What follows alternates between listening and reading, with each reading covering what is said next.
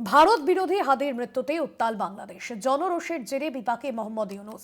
শাহবাগ চত্বরে রাতভর হাদি সমর্থকদের বিক্ষোভ। ইউনুসের ভবন ঘেরাওয়ের হুঁশিয়ারি বিক্ষোভকারীদের। এবং হাদি মৃত্যুর পরেই আমরা দেখেছি কার্যত উত্তাল বাংলাদেশ।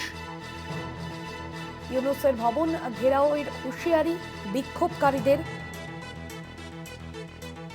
হাদির মৃত্যুর পরেই অবিলম্বে হাদির হত্যাকারীদের গ্রেফতার চাই। রাতভর বিক্ষোভ। ঢাকায় ইউনুসের বাসভবন ঘেরাও করা হয়েছে, ঘেরাওয়ের হুঁশিয়ারি। ইনকিলাব মঞ্চের মুখপাত্র, বাংলাদেশের জুলাই আন্দোলনের অন্যতম মুখ শরীফ ওসমান হাদি, যার মৃত্যুর পর রণক্ষেত্রের পরিস্থিতি তৈরি হয়েছে। ঢাকা সহ একাধিক জায়গায় চলছে বিক্ষোভ। মুখ্য রাজনৈতিক বিশ্লেষক জয়ন্ত ঘোষাল রয়েছেন ফোন লাইনে। জয়ন্তদা, হাদির হত্যাকারীদের অবিলম্বে গ্রেফতারের দাবিতে রাতভর বিক্ষোভের ছবি ঢাকায়। দেখো ভাস্বতী, এখন বাংলাদেশের এটা নির্বাচনী মরশুম এবং 12ই ফেব্রুয়ারি ভোট। সুতরাং ভোটের রাজনীতি একটা চূড়ান্ত জায়গায় চলে গেছে এবং এখন এই যে গ্রেফতারের দাবি এবং যেটা হচ্ছে যে একটা মৌলবাদী মুসলমান সমাজ, তারা এই সময় ইসলামিক, যেটাকে বলা হয় র্যাডিক্যাল একটা ফোর্স, তারা কি করছে, তারা ভারত বিদ্বেষ আর ইসলামিক মৌলবাদ দুটোকে নিয়ে প্রচারের হাতিয়ার করছে।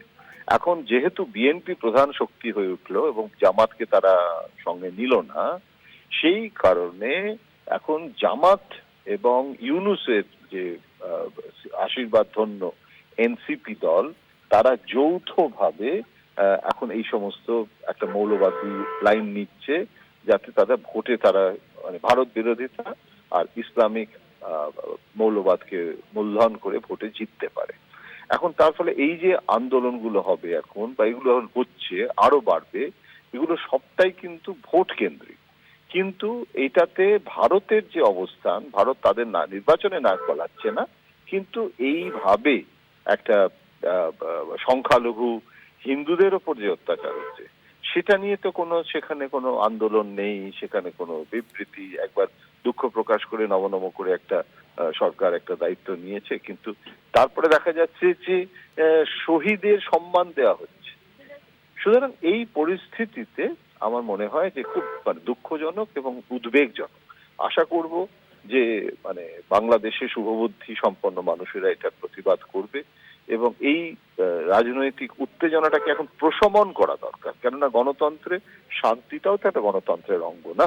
সুতরাং নির্বাচনী গণতন্ত্র হচ্ছে, সেখানে এই শান্তিপূর্ণভাবে যাতে ভোট হয়। কারণ এই ঘটনাগুলো কিন্তু উত্তেজনা যদি বাড়ায়, আবার একটা নৈরাজ্যের পথে নিয়ে যায়, আবার যদি একটা মারামারি দাঙ্গা শুরু হয়ে যায়, ভোটটাই তখন অনিশ্চয়তার মধ্যে পড়ে যাবে, সেটা একটা বিপদের কারণ হবে। সুতরাং আমরা আশা করব যে পরিস্থিতিটাকে নিয়ন্ত্রণে আনা সম্ভব হবে। তার সাথে ধন্যবাদ জানাবো জয়ন্তদা। জয়ন্ত ঘোষাল মুখ্য রাজনৈতিক বিশ্লেষক ছিলেন ফোন লাইনে।